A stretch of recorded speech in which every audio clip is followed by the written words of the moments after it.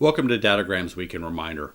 Back when I was a young Navy pilot, we had to go through a really tough and intense school that helped us learn a lot about how our minds actually worked. Now, up to that point, I'll be honest with you, I didn't think things like brainwashing and mental manipulation were actually possible. I thought they were myths. But in that school, I found out I was completely wrong. In training, we studied American POWs from the Korean War. Now, some of these guys resisted intense psychological pressure, but others broke and turned against our nation. And when the government studied why that had happened, what they found wasn't a lack of courage or intelligence. It was because those guys had lacked education and connection. The men who had held out the longest almost always had two things in common. They knew how to think, and they knew who they belonged to. They came from intact families, they had strong relationships waiting for them at home, and they'd been taught to question information instead of just buying into it. That matters because brainwashing doesn't usually start with lies.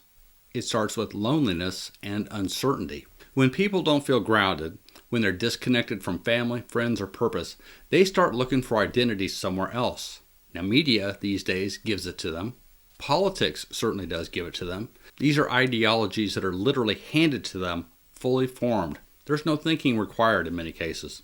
Education is the first shield against this stuff. And I'm not talking about degrees here. I'm talking about just being able to think.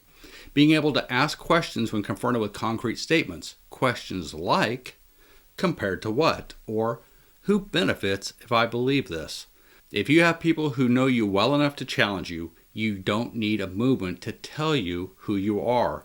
If you eat dinner with folks who disagree with you and still love you at the end of the day, you're harder to radicalize.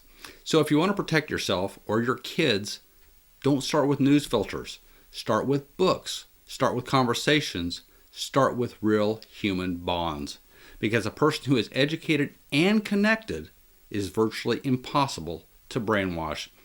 If you want to learn all about this, check out Dadogram 20, where I really dive into it. In this day and age where many of us are being manipulated and radicalized, you need to hear the truth so it can't happen to you.